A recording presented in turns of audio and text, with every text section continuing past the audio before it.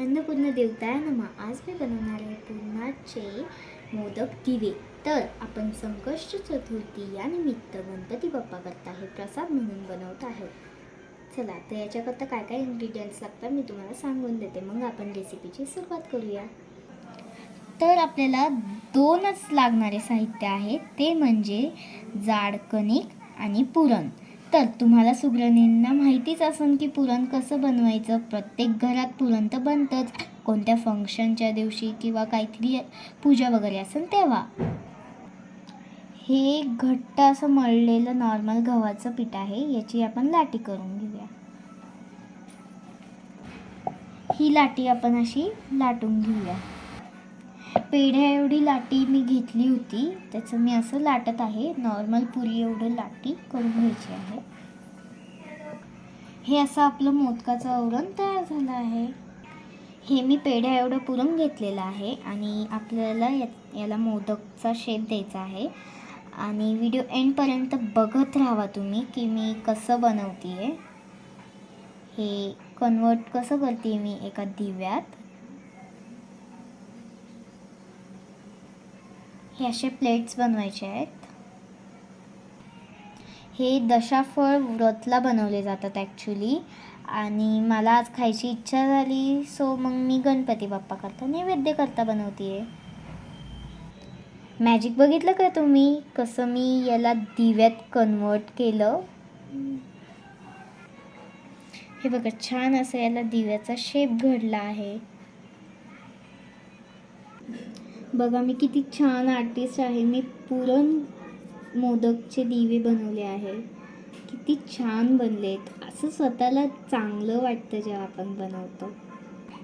तुम्हाला चांगलं वाटलं तर लाईक, शेअर, सबस्क्राईब करा आणि कमेंटमध्ये सांगा की कसे वाटले हे मोदक, आणि चवेला पण सांगा कसे. तुम्ही बनवून पहा.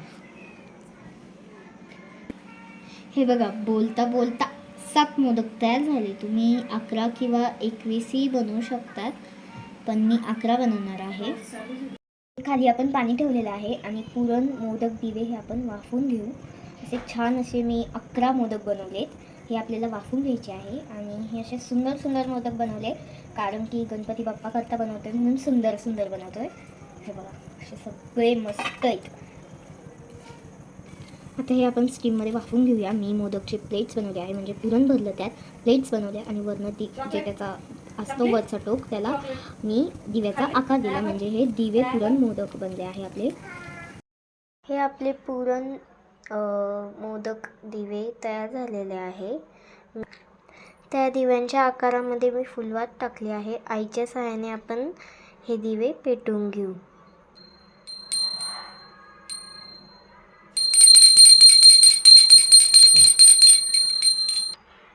प्रणम्य शिरसा देवं गौरीपुत्रं विनायकं भक्तावासं स्वरे नित्यं आयुकामार्थसिद्धये.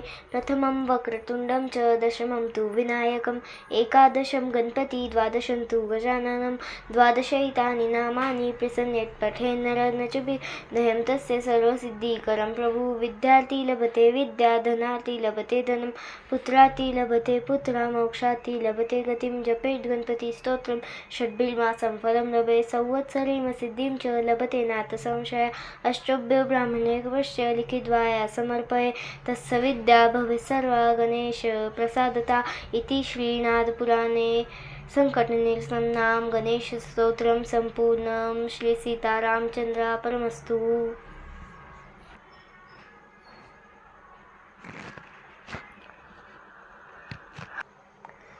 तुम्ही पण असे मोदकाचे दिवे तयार करू शकता. चांगले पण लागतात आणि नैवेद्य करता तर खूपच सुंदर आहे. आणि हे बनवायला पण खूप सोपं आहे. सो तुम्हाला जर हा व्हिडिओ आवडला असेल तर लाईक, शेअर, सबस्क्राईब करा आणि कमेंटमध्ये मला सांगा की कसे झाले.